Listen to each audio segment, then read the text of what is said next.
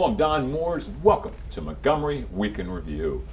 Montgomery County Public Schools Retirees Association has an important agenda in Annapolis each year before the General Assembly, and it follows the education decisions by our General Assembly very, very carefully.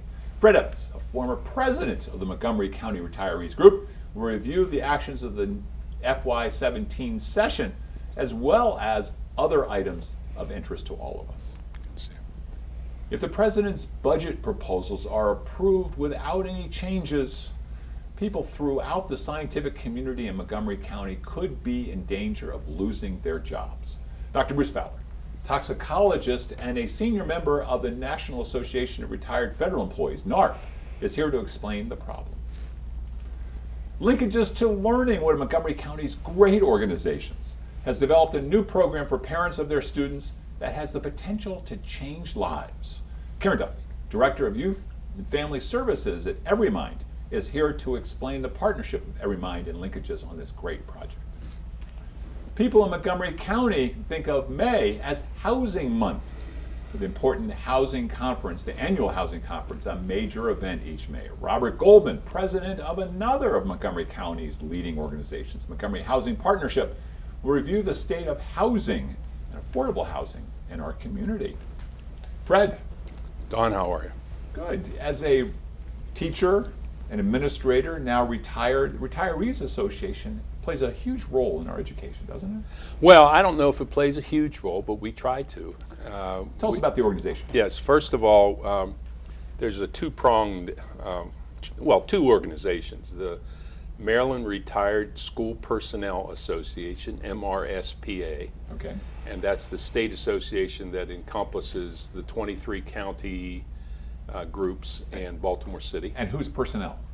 Who counts in terms of retired personnel? Good question. The personnel counts teachers, administrators, support services staff. Okay. Anyone who has worked in a school system. The community. Exactly. Okay. And then locally we have the Montgomery County Public Schools Retirees Association. Used to be called the Montgomery County Teachers, but we have expanded that title because once again it includes all personnel who have worked in the school system. The teachers, even though they're retired, they were sick and tired of the principals in the past. They've let them back in. I guess, yes. They're friends again. Yes, because I taught also. So tell us a little bit about what are some of the things that you all add value to this? Well, what we try to do, first of all, we try to keep in touch with one another. And so the organization, every year we have 5 luncheons, where during those luncheons we eat right. and enjoy one another, but we also bring in speakers to talk about current issues, and that is always very enlightening and very important. The other thing we do is that we make sure that we pay close attention to the state legislature, right, and making sure that they are keeping an eye on, or we're keeping an eye on them to protect our retirement, because that is the life-sustaining money that many of us need and utilize. So want to make sure that the funding for that is maintained, and that's both a local and a statewide and a national issue, really. And your retirements come out of a defined system. And that's correct. Yeah. And that's an important point too. Maybe describe what that is. Yeah, defined benefit plan is one that you have contributed to, and that's important. But the state also contributes, and they promise that, as opposed to an IRA or something like that, they promise that you will have a retirement once you meet a certain requirement, and typically it's 30 years being in an organization. Have they adequately funded that so that in the future it will be there? That is what we monitor the very annual closely. budget, right? Yeah, that's what we monitor very closely, and that is something that I have to give credit to the state legislature. They have maintained. There have been efforts in the past to reduce that to some point, but I think as long as I've been retired, I can't believe I'm going to say this, I've been retired 17 years from the school system, and every year they have funded that part of the budget. That's part of the governor's budget.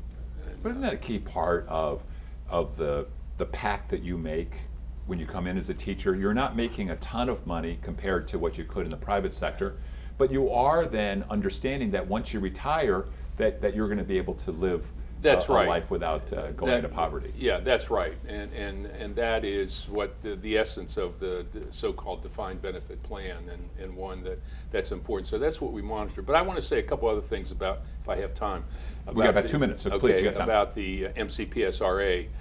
We have some really important community projects, and one is the one I want to specifically mention is the Toolkits project, where we collect.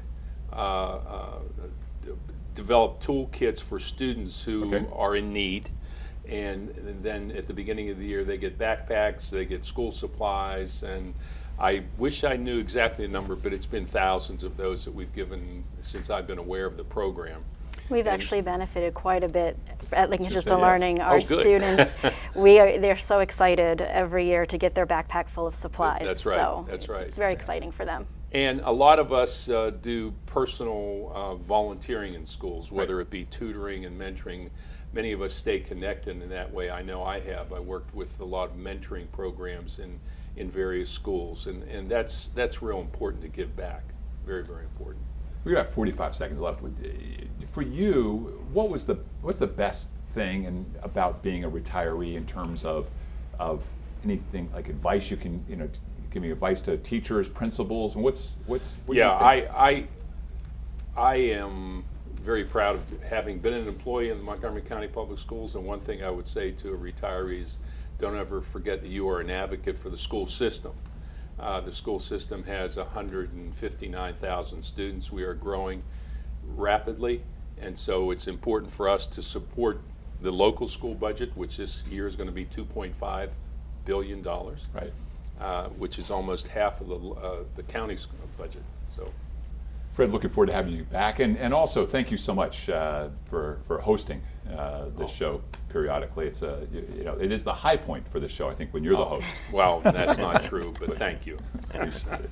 So this is our retirement side. We've got our second retiree here, Bruce Fowler. Welcome back. Okay, I'm glad to be here as ever. You're wearing your NARF, the National Association of Retired Federal Employees hat, Yes. today, and a little concerned, or a lot concerned about what the current administration's budget may have in store for those who are advancing science in our community. Well, nothing really good, as a matter of fact.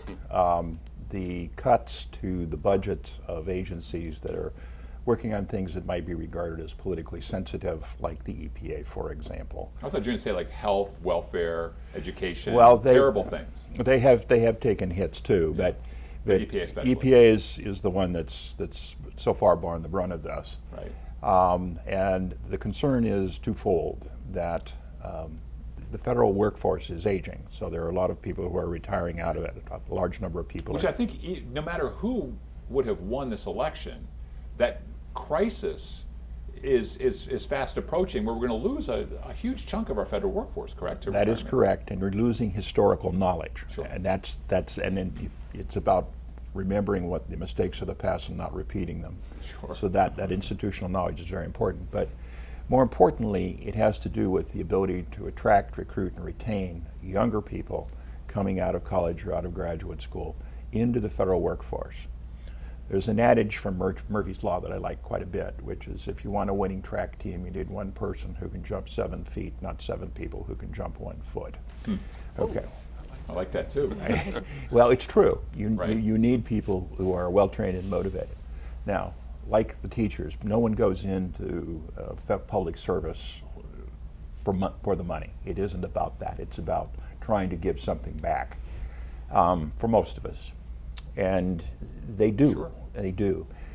And as you mentioned, I'm a toxicologist, which is a curious profession in that we celebrate our victories in silence by what didn't happen, and our failures on the front page of the New York Times, usually prefaced with the statement, "No one ever thought that." Now, we found that out, and I'll give you a real quick example. There's a lady who's now deceased, named Frances Kelsey, who was she was a reviewer for the FDA back in the early 60s. And Food and Drug Administration. Food and Drug Administration, Right. and she's the reason we didn't have a thalidomide epidemic in this country. Wow. And tell us what that was, real quick, because I know there are a lot of questions comments. Thalidomide was a drug developed in Europe and given to people, women in particular, during pregnancy. I think it was used as a sedative. and they started giving birth to children who were missing limbs, Yes. arms, legs. It was horrible. But Kelsey looked at the data. She was the final reviewer, and she said, not going to do it. And she was put under tremendous pressure. By industry, by Sure. Imagine. They could make jillions if they'd get A lot this of drug money at cleared. stake. But she held firm, and 2 years later, she was right. Now, the point is that she had the federal government backing her up. Right. Okay, she had the protection of the Federal Civil Service. So we've got Food and Drug Administration headquartered in Montgomery County. Right? We've got the National Oceanographic and Administrative Noah. agency, NOAA. NOAA, and Aeronautic is here. We've got NIH Yep. headquartered here. We then have offshoots of all of these as in contractors and others. Yep. Scientists. We are a science mecca, are we not? We are. We've got NIST also. Right, NIST as well. And Sorry about Germantown. DOE. So this is a center. There are a large number of federal employees in Montgomery County, Right. very large number. And Maryland is third behind Virginia and California in terms of total number of federal employees. Okay. Right. And the point, though, is And especially we are in the sciences, we're especially vulnerable, aren't we? yes, we are. This is NIH is the Valhalla of biomedical research in the Worldwide. world. Yeah.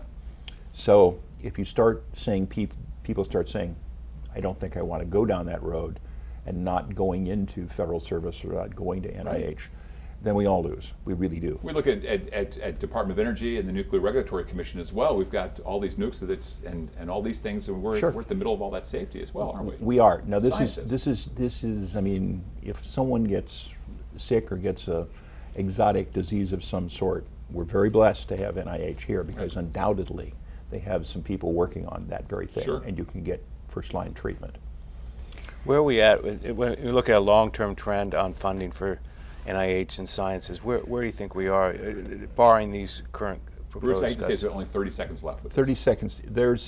It's been a slow upward curve for NIH over the last 10 years, let's say, because of the budget constraints and things like that. But you don't want to shut it off. You don't want, what you really don't want to do is discourage bright young people from going here. And we've got experiments going on, lab. I mean, it's just on. Bruce, we're going to need to have you come back, and hopefully the Senate will step in, and the news won't be nearly as stark. You got it. Thank you very much. We'll be right back after these messages.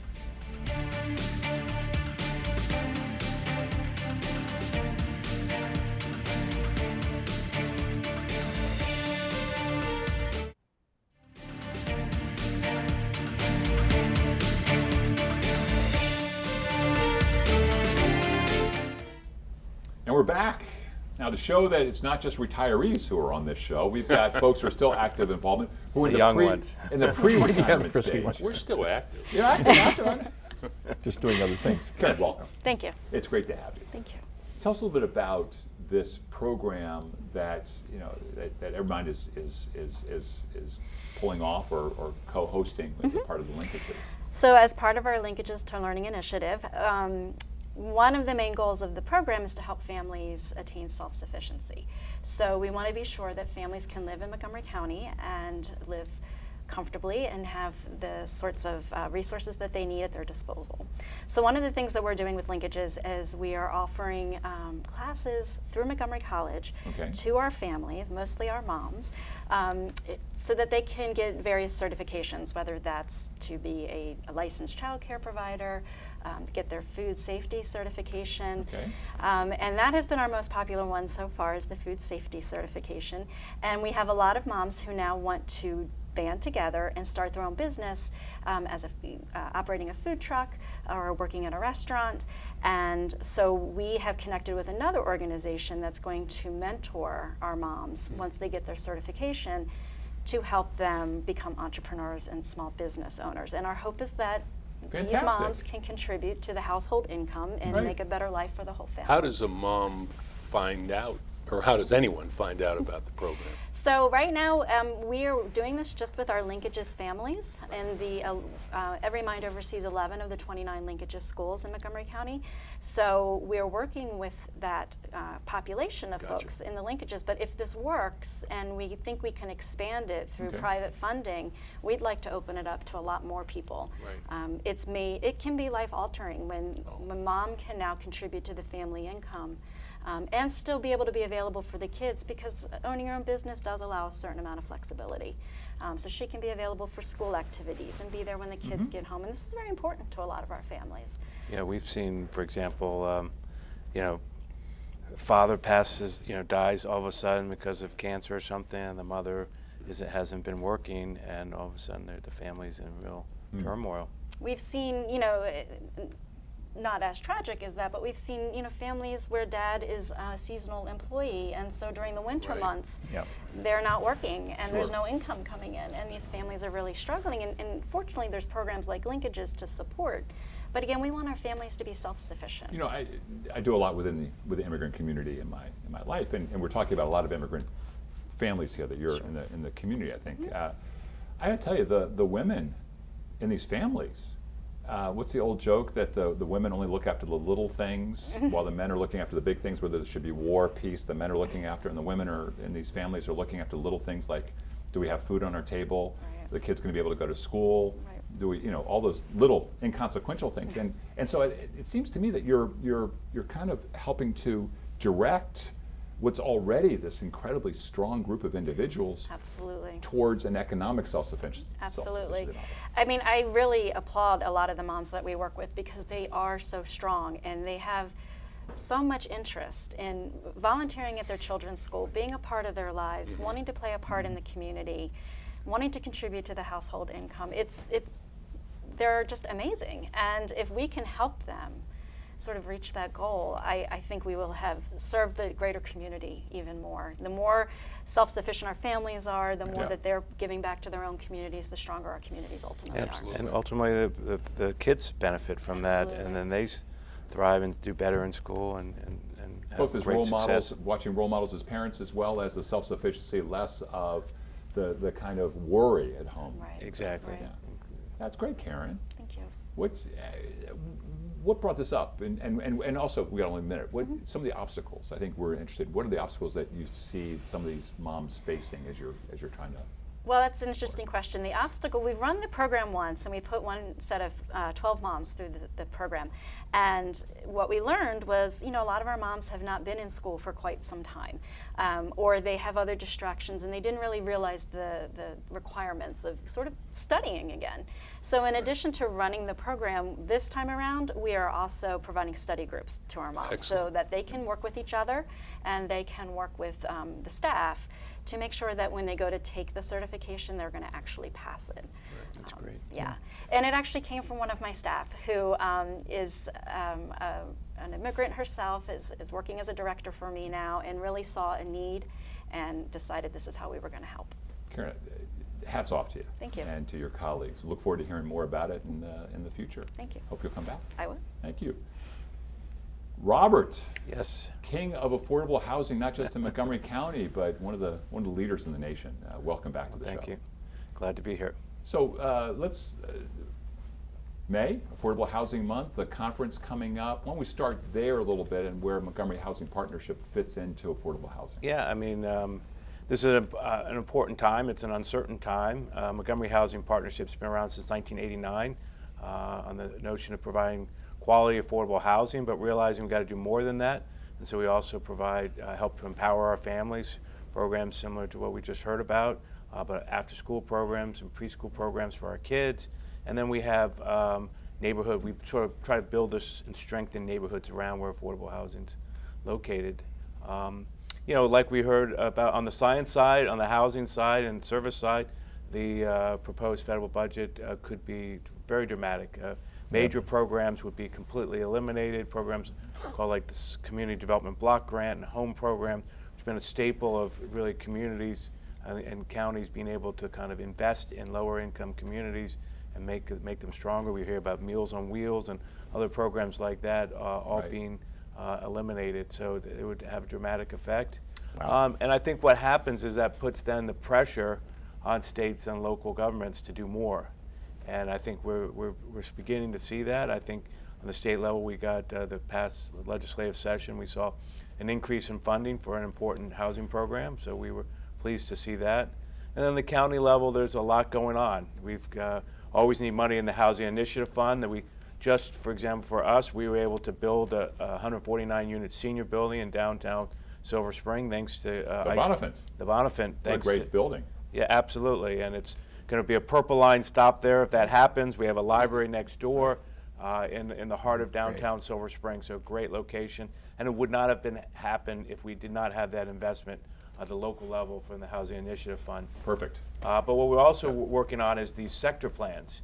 You know, Okay. so much happens in planning that we don't even think about. No one really knows what's And if you going don't, on. and if you don't get it, you don't get the affordable housing like years and years Right ahead on, of when it's yeah. going to go in, then you lose out on that opportunity, right? Absolutely, and you know, there's just so what we've seen now with the West Barge sector plan and Bethesda sector plan has been an increased commitment. The planning board is saying we need to be more prescriptive, Okay. insist on more, not just say affordable housing would be nice, but say no, developers, instead of the minimal 12.5% that's required, we're going to require 15%. That's a big increase. Okay. And then we have been, not with great success, but we've been really advocating for more of these let's replicate the Bonifant.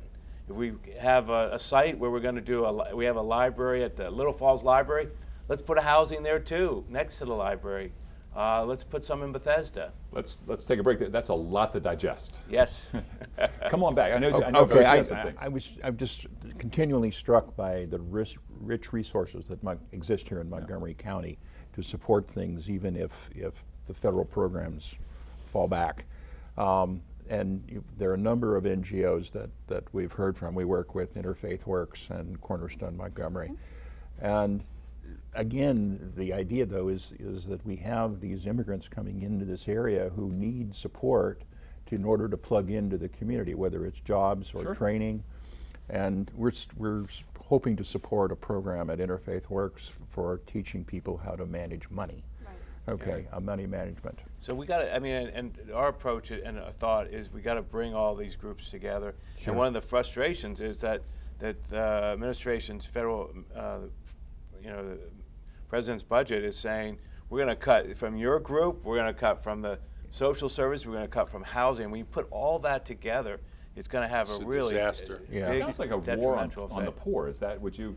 I don't want to go that strong, but Yeah, it I mean, is a. but the way you describe it, when you look at all the programs, Right. it is a major impact on the poor. Absolutely. I think there's also the opportunity here for the community to come together too, because everything that I'm hearing across this panel today is there's little pieces that if we just bring it all together in one place, it'd be nice to do that with federal dollars and Sure. federal support, but it has to be done because this is our community, this is where we That's right. live. Yes, And that's what we're about. if that can't happen, then we need to make it happen through various programs that we're all working together to support the families in our community. And I think and that means the community having their voice heard and speaking up. You know, oftentimes we just assume everything will work out, but this is a time when you really look at it together, people have got to speak up and say, no, this is a priority for our community. We believe in investing in the poor because we all benefit. We got about 30 seconds. We get into the West Bar Bethesda thing where it's NIMBYism and all sorts of things come up as they do everywhere. But what would it take to eliminate affordable housing as an issue? I mean, a strong investment. 15 seconds. A strong investment in building affordable housing, strong investment in rental subsidies for low-income people. You know, there's a great book called Evicted that I would recommend people read. Really looking at what the lives of people are going through. It's really it's just a struggle, and one thing leads to the other, right? Yeah. You have a funeral on your family, you all of a sudden can't pay your rent, or your utility bill comes due, you can't pay, and then you get evicted, you lose your job. All these things interact. It all comes at once. And snowballs. Yeah. Yeah. Exactly. And we need to be here to make sure that we're able to help people get their lives back together again. And the four of you and others who've been on the show are all at the front lines helping that. So thank you very much. And thank you for joining me today. And thank you and the viewing audience for joining us for this week's edition of Montgomery Week in Review. I'm Don Moores, your host, inviting you to join us next week at this very same time.